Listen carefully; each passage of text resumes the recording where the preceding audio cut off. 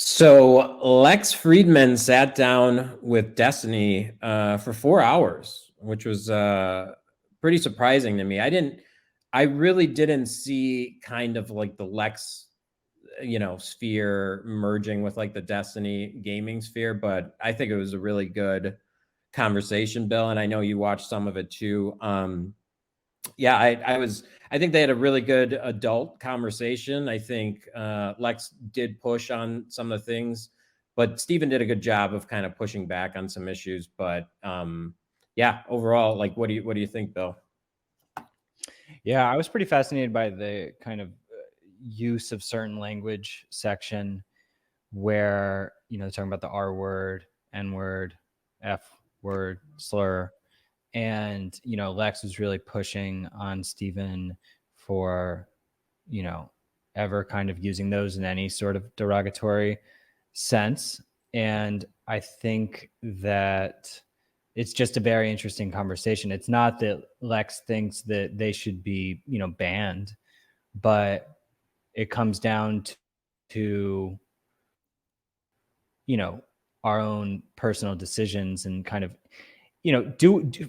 I would ask you, do you believe the idea that the increased use of certain words increases the acceptance of those words and, kind of facilitates more bigotry?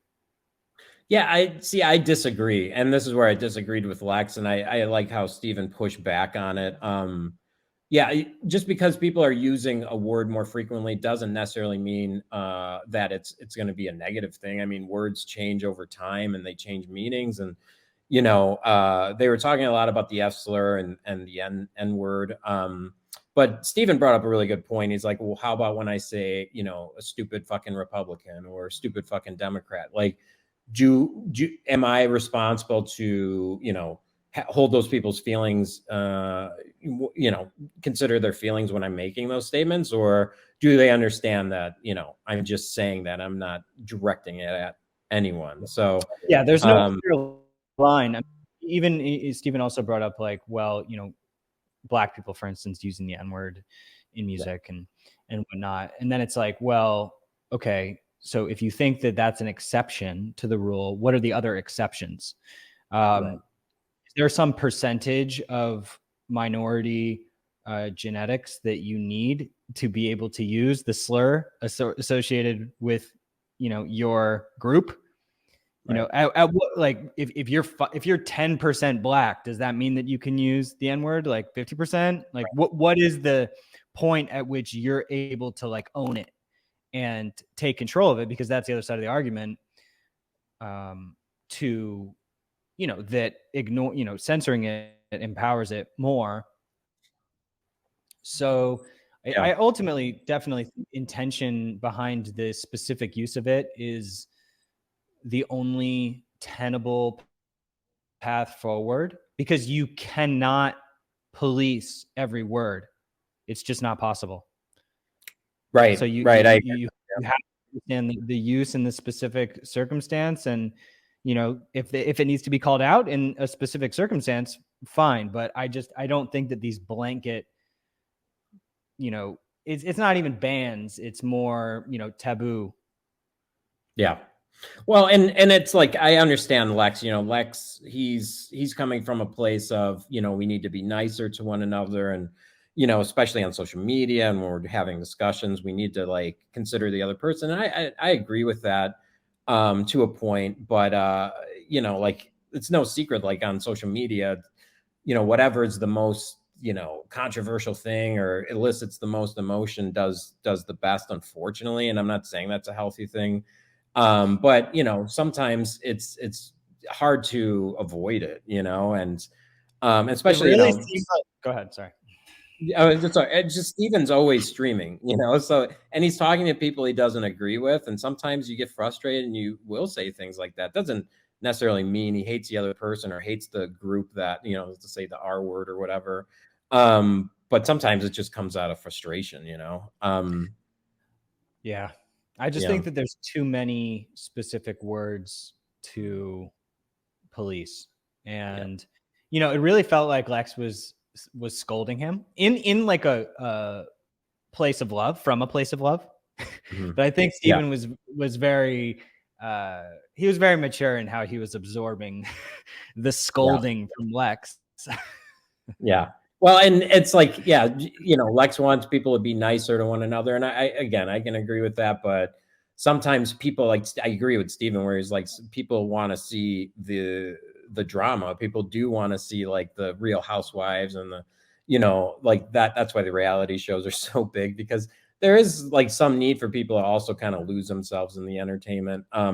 And Lex has done a good job building a huge, following on being nice and being in the center, but sometimes that's hard, and sometimes there's like really divisive topics where it's hard to play on both sides, and I applaud him for doing it. I think, I like that he has people steel man the other side. That's really smart. But yeah, outside of that, one of the things that really came up a lot was the Hasan thing with Steven. I didn't realize they had that kind of a breakup. I didn't realize that Hasan and Vaush and Steven had that kind of a falling out. And it's like the more I've been around this space, like you do see it, like you see people that were once really good friends, like all of a sudden have something happen, and they're no longer supportive of one another. And I did like that Lex was trying to bury that hatchet. That was cool. Yeah, and you can totally. I think Steven's telling of it really seemed very realistic.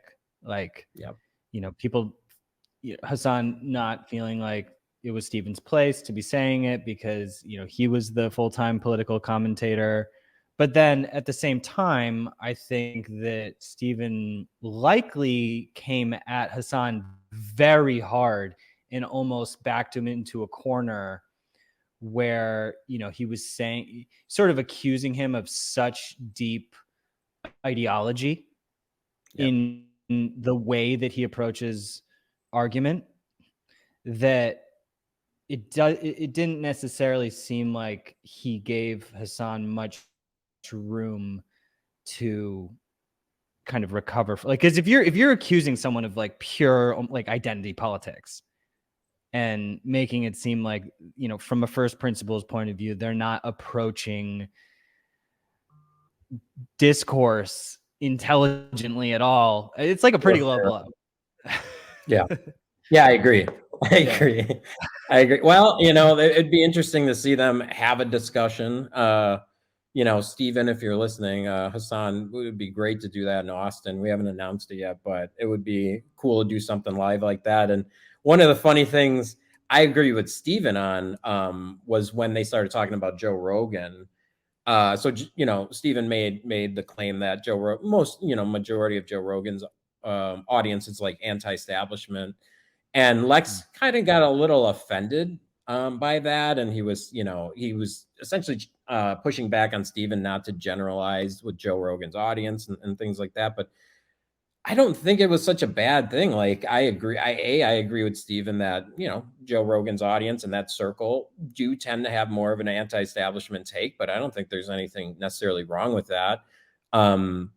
And especially since Joe will have voices on that he doesn't agree with. He brought the establishment figures for like the COVID policy on the show to have a conversation, or whatever the case. It's the global warming, the guy that's on the establishment side of global warming. He has them on. Just because the audience is primarily anti-establishment doesn't necessarily mean they're not willing to listen. Like, that was the one thing where I was like, I think Lex took a little too much offense to that on Joe Rogan's behalf. Yeah, and I mean, Joe will take establishment positions on certain things. It seems like it almost depends on his mood, or if he wants to play devil's advocate, or like most likely what he's genuinely feeling at the time. But I've seen him, for instance, with certain conspiracy theories, really push back on conspiracy theorists hard on certain topics, and just saying that it's definitely not the most likely scenario that the conspiracy is true. For instance, on something like 9/11, he's gone back and forth. Sometimes he'll entertain the conspiracy theory, but other times, he won't. And I think that that's a very natural, honest approach to sort of fluctuate with how you're feeling about the topic, especially in these highly controversial ones. Yeah. Yeah, I think a better way to frame it would be skeptics, not necessarily anti-establishment, people that don't necessarily buy the narrative and are, want to learn and understand more about whatever it is, and I think that's a healthy audience. I also don't think that anti-establishment is as black and white as it can seem like, because it's not as if every anti-establishment person thinks the same about every issue in the same way that, for instance, a total like kind of intersectionalist would think about kind of the same way about every issue, and like the group of people would have such a common belief set. I mean, for instance, with something like the debate about veganism and meat eating, I mean, which one is anti-establishment? Right. Right. Good question. Yeah. There's no like, is establishment food like big Right. food and Monsanto? Is that what establishment food means? Or is establishment food pushing us towards eating bugs? Or like, I don't know. It's not as easy to break every topic down into just establishment versus anti.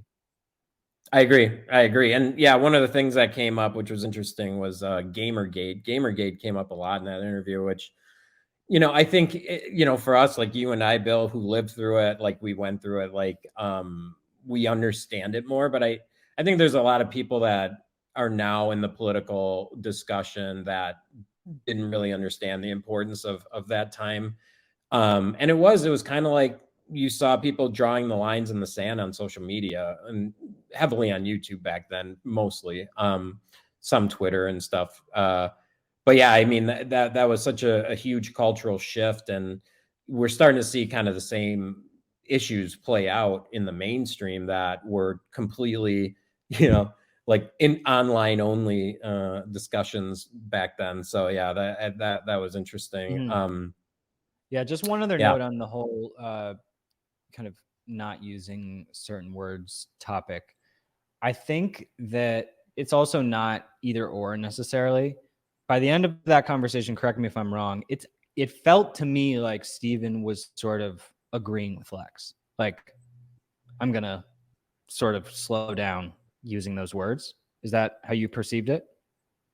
Didn't really think, or did he just not want to be argumentative and kind of just shook his head, but may or may not agree? I think he agreed to a sense. There's this interesting observation I've made. So when you have like the IDW figures, they, they really value discourse and civil discourse, and the language always comes in as like kind of a detriment to that. So I think what Steven was taking away was, maybe I could fix some, things here and there.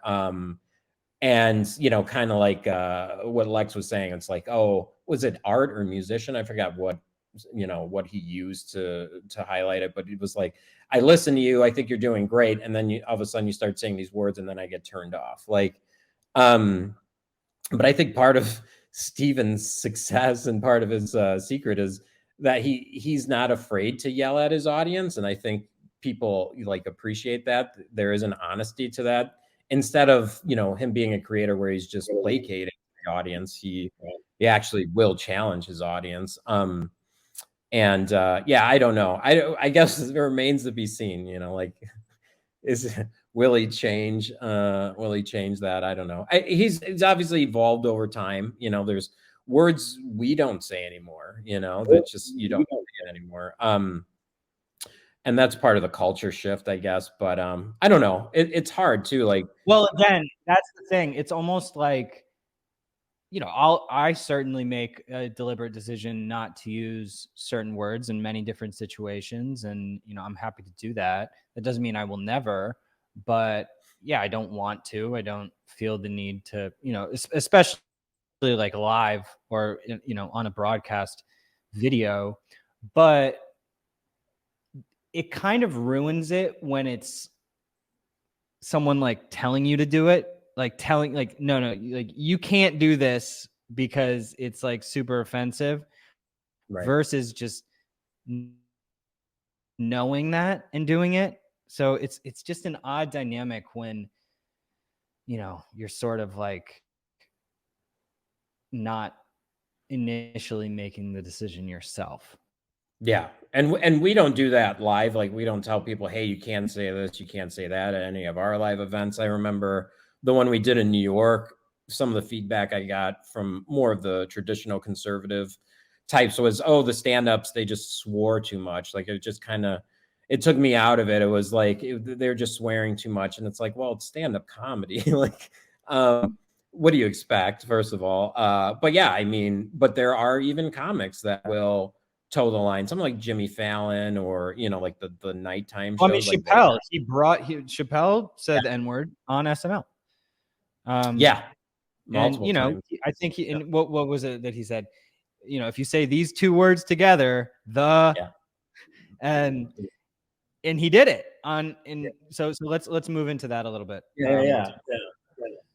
So Dave Chappelle he hosted Saturday Night Live over the weekend, and there's a split perception on this. Some people are saying Chappelle was being anti-Semitic. Some people were saying he was defending Trump. Some people were saying he was attacking Trump. It was a really interesting situation. What do you think?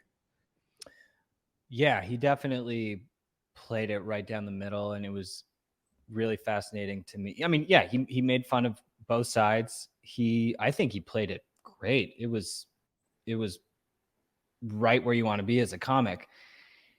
Before, he was doing promo with Talib Kweli, who was Mr. Anti Kanye in the last few weeks. And I found it fascinating that the Daily Beast actually came out hard against Chappelle. I don't know if you want to bring up that that screenshot. Yeah. So, okay. So here you can see. Oh, did you post this? Oh, yeah, this is on Minds. So yeah, if you go to minds.com/Minds podcast, you can see that Talib was pissed about this Daily Beast article that was coming after Chappelle. And Sean King also posted this article and was really upset at the Daily Beast. But the whole idea of the Daily Beast, Sean King and Talib Kweli fighting is important in itself because, you know, they're all left figures. But Talib actually deleted this post on Instagram. Before the show, because I had seen it yesterday and I screenshotted it because I thought it was interesting that they were fighting. And then today, right before the show, Sean and I were looking for it, and it seems he deleted it from his page because I'm sure he got a lot of backlash for going after the Daily Beast because his audience probably likes the Daily Beast in many circumstances. So interesting little drama. Yeah. So in this post, he's saying that the Daily Beast is a garbage site. Is that essentially? So yeah. Talib went after the Daily Beast for their coverage on Dave Chappelle. Did I freeze, by the way? Oh no, you're good. Oh, okay, it's frozen for me. Anyway, keep going.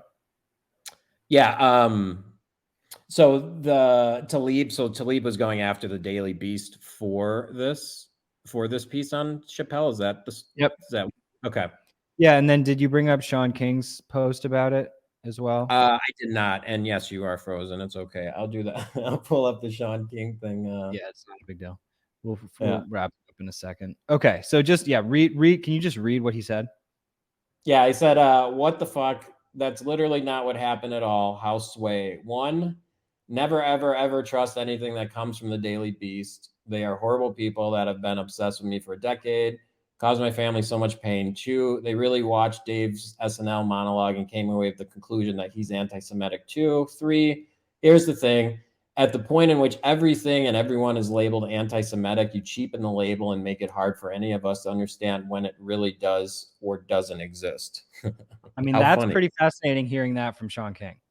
All right. The idea of cheapening a word by overusing it.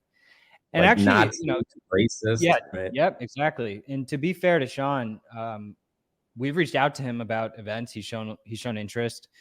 I think that, he definitely gets a lot of heat, and I'm not saying for bad reason, but I do think, he's not as easy to put into a bucket as you would think. Yeah. But yeah, it was also like, yeah. I feel like Dave, in a sense, he definitely went after Kanye, but he didn't defend him, but he made light of it in a way that I think Kanye would probably have somewhat appreciated. Yeah, it's interesting. Like when I saw it, there were so many different perspectives that came out of his monologue alone. There were a couple other skits that were interesting as well, but the monologue alone, like you're right, he roasted whoever he was talking about, but he didn't go all the way. He wasn't like, oh, screw this person. But the interesting thing on like his take on Trump. So he was saying how incredible Trump is, and how Trump is like he figured out the secret, and how he's talking to people who are anti-establishment and stuff. Oh, and he told the story how in the debate when he said like about the He's like, taxes. I'm taking. Yeah, he's like, I'm taking. Yeah, he's like, I know the tax system is a scam because I'm taking advantage of it. Right. Yeah, yeah, but That then like was right. Yeah. Yeah. And then like right after that, though, he's like, well, and he also most likely colluded with Russia, which I would just push back on Dave and say, okay, in that case, like there was an investigation and they came out and they said, look, But there the was no point collusion. is that he did that on purpose, and that's why Yeah. it's masterful. Right. Because he's taking you for an absolute roller coaster Right. where, people on the right will be like, oh my God, he's killing it. And then, wait, no, don't say Russia. And so it's just swinging everyone around. So, you're completely disoriented by the end of it. And Yeah. that's why I love Dave Chappelle. I mean, it's my favorite set I've seen of his in a while, because it Yeah. was just perfectly pissing off everybody. Yeah. Yeah. That's why you see like the New York Times went with on Saturday Night Live, Dave Chappelle mocks Kanye and Kyrie. And then on CNN, they went with Dave Chappelle's SNL monologue sparks backlash as being anti-Semitic. So it's like, you can't do both of these things, I mean, I Mm. guess you technically can, but it's like, it's interesting. It's like one news outlet went with, he's given Kyrie and Mm. Kanye shit. The other one is like, well, he was anti-Semitic. It's like, well, okay. I No, knew it was going to play. no, I'm so glad that I didn't even see this New York Times article. Like, this is genius. Like, Yeah. making the media react especially, traditional media react in this opposite way.